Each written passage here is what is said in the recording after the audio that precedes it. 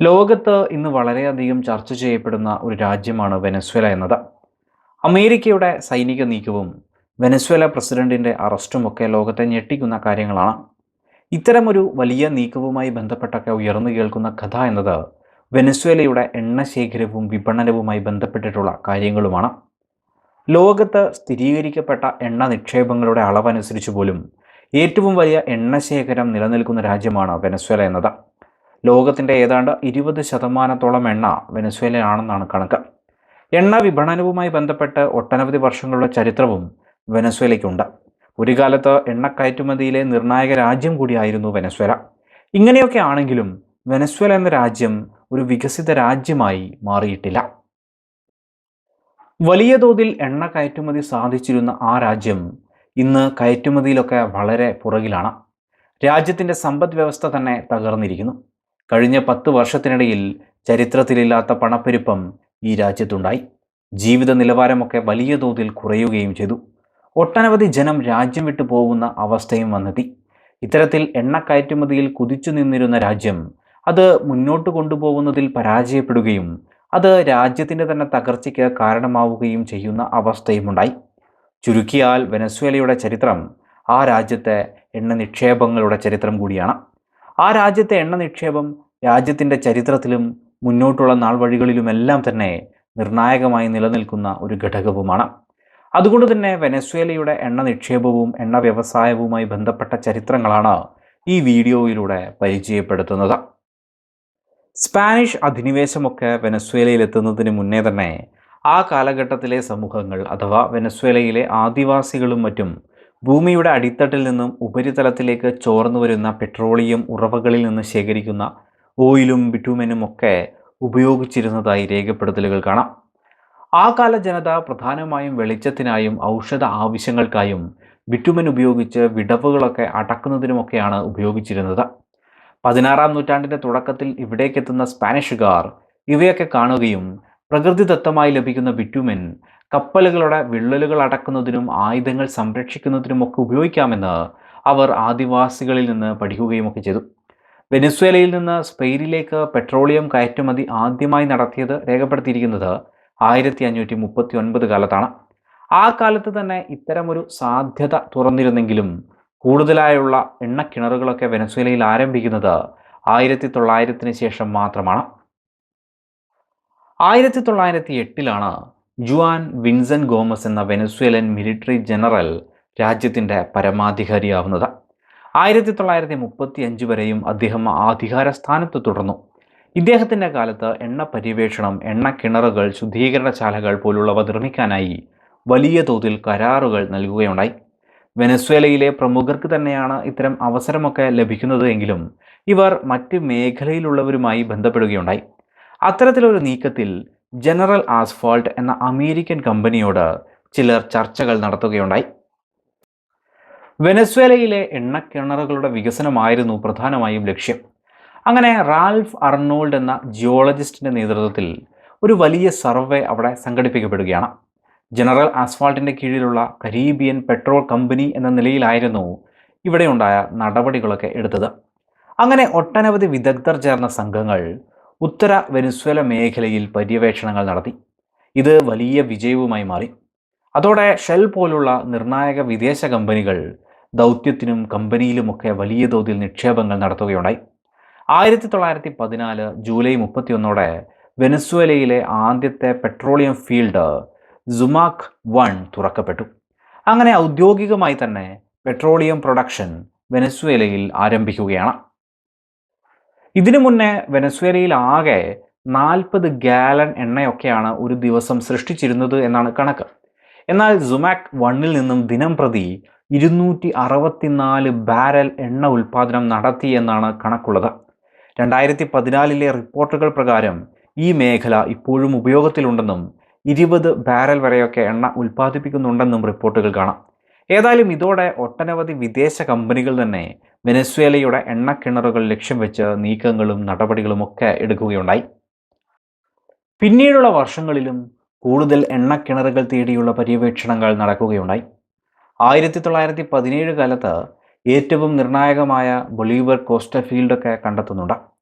ഒന്നാം ലോക മഹായുദ്ധകാലത്ത് ഈ രീതിയിലുള്ള വികസനം മന്ദഗതിയിലായിരുന്നെങ്കിലും അതിനുശേഷം വീണ്ടും കുതിച്ചു ചാടുകയുണ്ടായി.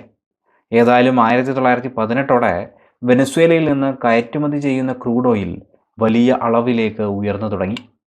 പിന്നീടുള്ള വർഷങ്ങളിലും എണ്ണയാൽ സമ്പന്നമായ മേഖലകൾ കണ്ടുപിടിച്ചതോടെ ഈ മേഖലകളൊക്കെ വാങ്ങിക്കൂട്ടാനായി വിദേശ കമ്പനികളും ഈ മേഖലയിൽ കളം നിറഞ്ഞു. കൂടുതൽ എണ്ണ ഉൽപ്പാദനത്തിലൂടെ ലോകത്തെ തന്നെ നിർണായകമായ എണ്ണ കയറ്റുമതി രാജ്യമായും വെനസ്വേല മാറുകയുണ്ടായി. അമേരിക്കയ്ക്കും സോവിയറ്റ് യൂണിയനും ശേഷം എണ്ണ ഉൽപ്പാദനത്തിൽ മൂന്നാമതായി നിലനിന്നത് തന്നെ വെനസ്വേലയുടെ പ്രാധാന്യം എടുത്തുകാട്ടുന്നതാണ്. പിന്നീടുള്ള വർഷങ്ങളിലും വെനസ്വേലയിലെ ഓയിൽ പ്രൊഡക്ഷൻ സെക്ടർ വികസിച്ചുകൊണ്ടേയിരുന്നു. സർക്കാർ കൂടുതൽ വരുമാനവും ഇതിലൂടെ കേന്ദ്രീകരിക്കുകയുണ്ടായി. ഈ സമയങ്ങളിൽ വെനസ്വേലയിലെ കൃഷി ഉൾപ്പെടെയുള്ള മറ്റ് മേഖലകളിൽ എന്നാൽ വളർച്ച കുറവും ആരംഭിച്ചു. എണ്ണ മേഖലയിൽ കൂടുതൽ ആധിപത്യവും വരുമാനം തേടിക്കൊണ്ട് 1940കളിൽ സർക്കാർ ചില നിയമനിർമ്മാണങ്ങളും നടത്തുകയുണ്ടായി. രണ്ടാം ലോക മഹായുദ്ധകാലത്ത് ലോകത്ത് കൂടുതൽ എണ്ണ ആവശ്യമായി വന്നതിനെ തുടർന്ന് വെനസ്വേലയിൽ നിന്ന് കൂടുതൽ തേടലുകൾ നടക്കുകയുണ്ടായി. രണ്ടാം ലോക മഹായുദ്ധകാലത്ത് മാത്രം എണ്ണ ഉൽപ്പാദനത്തിൽ 50% വളർച്ചയും വരുമാനവുമൊക്കെ വെനസ്വേല നേടിയെടുത്തു എന്നാണ് കണക്ക്. 1945 ശേഷവും, അതായത് രണ്ടാം ലോക മഹായുദ്ധത്തിന് ശേഷവും അമേരിക്കൻ കാർ വിപണിയൊക്കെ വൻതോതിൽ വികസിച്ചതിനെ തുടർന്ന് എണ്ണയുടെ ആവശ്യം തുടരുകയും വെനസ്വേലയും അതിനോടൊപ്പം മുന്നേറുകയുമുണ്ടായി. ഏതായാലും 1950കളിൽ മിഡിൽ ഈസ്റ്റ് രാജ്യങ്ങൾ കൂടെ എണ്ണ വിതരണം മെച്ചപ്പെടുത്തിയതോടെ ലോകത്ത് ആവശ്യത്തിലധികം എണ്ണ സൃഷ്ടിക്കപ്പെടുകയും അതോടെ വില കുറയുകയുമുണ്ടായി. ഇതിനെ തടയിടാനായി എണ്ണ ഉൽപ്പാദക രാജ്യങ്ങൾ ചേർന്ന് 1960ൽ organisation of the petroleum exporting countries അഥവാ ഒപെക് സൃഷ്ടിക്കുന്നുണ്ട്. രാജ്യങ്ങൾ ഒത്തുചേർന്ന് ഓവർ പ്രൊഡക്ഷനൊക്കെ നിർത്തുകയും അന്താരാഷ്ട്ര വില ക്രമമായി പിടിച്ചു നിർത്തുക എന്നതൊക്കെയായിരുന്നു ഇതിലൂടെ ലക്ഷ്യം. അതേതായാലും അവർ പൂർത്തീകരിക്കുകയും ചെയ്തു. ഇനി 1970 കാലഘട്ടം എന്നത് ഇസ്രയേൽ അറബ് രാജ്യങ്ങൾ തമ്മിലുള്ള കലുഷിതമായ സാഹചര്യം നിലനിൽക്കുന്ന സമയമാണല്ലോ. 1973ൽ യോം കിപ്പൂർ യുദ്ധസമയം ഇസ്രയേലിനെ പിന്തുണയ്ക്കുന്ന രാജ്യങ്ങൾക്ക് എണ്ണ നൽകാതിരിക്കുന്ന ഒരു നടപടി അറബ് പെട്രോളിയം എക്സ്പോർട്ടിംഗ് രാജ്യങ്ങൾ നടപ്പിലാക്കുകയുണ്ടായി. Japan, Netherlands, United Kingdom, America എന്നിവയൊക്കെ ഇതിലൂടെ ഉപരോധം നേരിട്ട രാജ്യങ്ങളായിരുന്നു. അതോടെ എണ്ണവില കുത്തനെ ഉയരുകയും വെനസ്വേലൻ എണ്ണയ്ക്ക് കൂടുതൽ ആവശ്യം വരികയും വെനസ്വേലയുടെ വരുമാനം പല മടങ്ങ് വർദ്ധിക്കുകയും ചെയ്തു. എണ്ണ വിപണനത്തിലുണ്ടായിട്ടുള്ള ഈ വലിയ വരുമാനം കൂടുതൽ വർദ്ധിപ്പിച്ച് രാജ്യത്തെ മറ്റ് മേഖലകളിലേക്ക് കൂടി കൂടുതലായി പണമിറക്കാനുമൊക്കെ സർക്കാർ നീക്കങ്ങൾ എടുത്തു. ഇതിനിടയിൽ തന്നെ എണ്ണ മേഖലയെ ദേശസാൽക്കരിക്കാനുള്ള നീക്കങ്ങൾ രാജ്യം എടുത്തിരുന്നെങ്കിലും 1976ലാണ് അത് പൂർണ്ണമാവുന്നത്. 1976 ജനുവരി 1-നായിരുന്നു ഇത് നടന്നത്. വെനസ്വേലയിലെ അതുവരെയുണ്ടായിരുന്ന വിദേശ എണ്ണ കമ്പനികളൊക്കെ വെനസ്വേലൻ കമ്പനികളായി മാറി. എല്ലാം തന്നെ സർക്കാർ ഉടമസ്ഥതയിലുള്ള പെട്രോളിയോസ് ഡി വെനസ്വേല SA അഥവാ PDVSA എന്ന കമ്പനിക്ക് കീഴിൽ വരികയും ചെയ്തു. ഇത്തരത്തിലുള്ള വലിയ മാറ്റങ്ങളൊക്കെ ഉണ്ടായെങ്കിലും പഴയ കാലത്ത് എങ്ങനെയാണോ അത് പ്രവർത്തിച്ചിരുന്നത് അതുപോലെ തന്നെയാണ് ഈ കമ്പനികളുമൊക്കെ പ്രവർത്തിച്ചത്. ഏതായാലും ഓയിൽ ക്രൈസിസ് ഒക്കെ താൽക്കാലികമായിരുന്നത് കൊണ്ട് തന്നെ വീണ്ടും ലോകമേഖലയിൽ എണ്ണ സുലഭമാവുകയും വില കുറയുകയും ഒക്കെ ചെയ്തു. അപ്രകാരം വെനസ്വേലയുടെ അതിവേഗതയിലുള്ള വളർച്ചയും തടസ്സപ്പെട്ടു. 1980കളിലും 90കളിലും വെനസ്വേലയുടെ എണ്ണ ഉൽപ്പാദനം ചെറിയ തോതിലെങ്കിലും വികസിച്ചുകൊണ്ടേയിരുന്നു. എങ്കിലും ദേശസാൽക്കരിക്കപ്പെട്ടതിന് ശേഷം എണ്ണ മേഖലകൾ മെയിൻറ്റെയിൻ ചെയ്യുന്നതിലും പുതിയ പര്യവേക്ഷണങ്ങളൊക്കെ നടത്തുന്നതിലും വെനസ്വേലയ്ക്ക് വീഴ്ച പറ്റുകയുണ്ടായി. മറ്റൊരർത്ഥത്തിൽ 1980കളിലും 90കളിലും ഓയിൽ സെക്ടറിൻ്റെ അടിസ്ഥാന മേഖലകളെ വികസിപ്പിക്കുന്നതിൽ കാലതാമസം വരുത്തുകയുണ്ടായി. ഇതിനിടയിലാണ് 1999 ഫെബ്രുവരിയിൽ ഹ്യൂഗോ ചാവേസ് വെനസ്വേലയുടെ അധികാര മേഖലയിലേക്ക് എത്തുന്നത്. ഫിഫ്ത്ത് റിപ്പബ്ലിക്കൻ മൂവ്മെൻറ്റ് എന്ന ഇടതുപക്ഷ സോഷ്യലിസ്റ്റ് പാർട്ടിയുടെ നേതാവായിരുന്ന അദ്ദേഹം രാജ്യത്ത് സോഷ്യലിസ്റ്റ് ഭരണക്രമം ലക്ഷ്യമിട്ട് പ്രവർത്തിക്കുകയും അമേരിക്കയെ തുറന്നെതിർക്കുകയും ചെയ്തു. വെനസ്വേലയിലെ മധ്യ ഉപരിവർഗങ്ങളൊക്കെ ഹ്യൂഗോ ചാവേസിനെ എതിർത്തപ്പോൾ വെനസ്വേലയിലെ ഭൂരിപക്ഷം വരുന്ന ദരിദ്ര ജനവിഭാഗങ്ങൾ അദ്ദേഹത്തിനൊപ്പം നിന്നു. അവർക്കായി ഒട്ടനവധി ക്ഷേമ പദ്ധതികളും അദ്ദേഹം പ്രഖ്യാപിച്ചു. ഇത്തരത്തിലുള്ള ക്ഷേമ പദ്ധതികൾക്കായി ഫണ്ട് കണ്ടെത്തിയത് എണ്ണ കമ്പനിയായിട്ടുള്ള PDVയുടെ ആസ്തികൾ ഉപയോഗിച്ചുകൊണ്ടായിരുന്നു. എണ്ണ മേഖലയിൽ കാലാകാലങ്ങളായി നടത്തപ്പെടേണ്ട മെയിൻ്റനൻസ്, പുതിയ എണ്ണപ്പാടങ്ങൾ, പര്യവേക്ഷണം എന്നിവയ്ക്കൊക്കെ അതോടെ ഫണ്ടിങ് കുറഞ്ഞു തുടങ്ങി എന്നും പറയാം. തുടർന്നും PDVയുടെ ബഡ്ജറ്റിൻ്റെ 10% സോഷ്യൽ പ്രോഗ്രാമുകൾക്കായി രാജ്യം നീക്കിവെക്കാനും ആരംഭിച്ചു. ഈ ഒരു കാലത്ത് ഇതിനെതിരായി വലിയ സമരങ്ങളും എണ്ണ ഉത്പാദനം നിർത്തുന്ന അവസ്ഥകളുമൊക്കെ വെനസ്വേലയിൽ സൃഷ്ടിക്കപ്പെട്ടിട്ടുണ്ട്.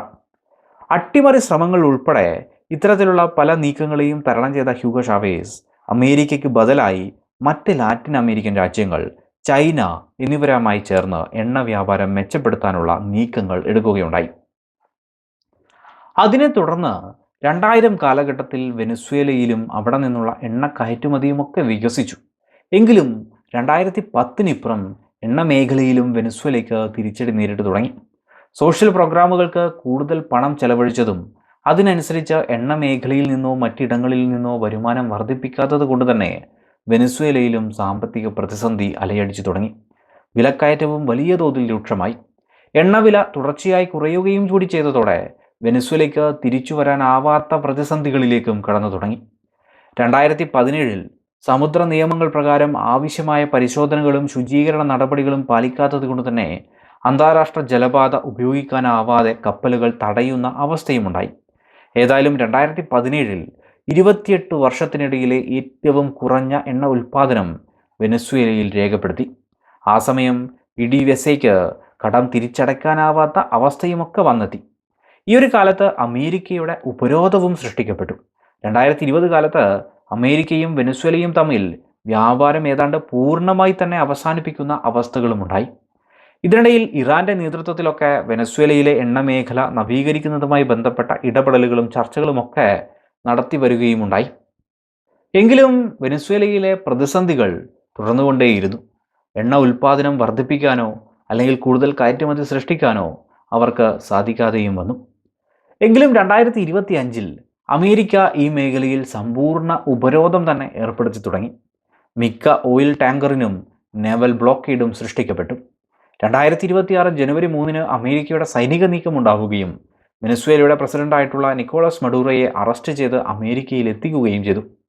US ഗവൺമെന്റിന്റെ വാർത്തകൾ അനുസരിച്ച് വെനസ്വേലൻ ഓയിൽ ഇൻഡസ്ട്രിയുടെ നിയന്ത്രണം അമേരിക്ക കൃത്യമായൊരു മാറ്റം വെനസ്വേലയിൽ ഉണ്ടാകുന്നതുവരെ ഏറ്റെടുക്കുമെന്ന രീതിയിലുമാണ് ഉണ്ടായിട്ടുള്ളത്. സ്വാഭാവികമായും അതിനെതിരെ വെനസ്വേലയിലും നീക്കങ്ങളൊക്കെ ഉണ്ടാകും. അതുപോലെ നാവിക ഉപരോധം അമേരിക്ക ഏറെക്കുറെ വെനസ്വേലയ്ക്കെതിരെ നടത്തുന്നുമുണ്ട്. ഇതിനെയൊക്കെ എത്ര കാലം വെനസ്വേല പ്രതിരോധിക്കുമെന്നതും കണ്ടറിയണം. അങ്ങനെ വെനസ്വേലയുടെ മുന്നോട്ടുള്ള നാളുകളും ഏതായാലും കലുഷിതമായി തന്നെ തുടരും എന്ന് പറയേണ്ടി വരും.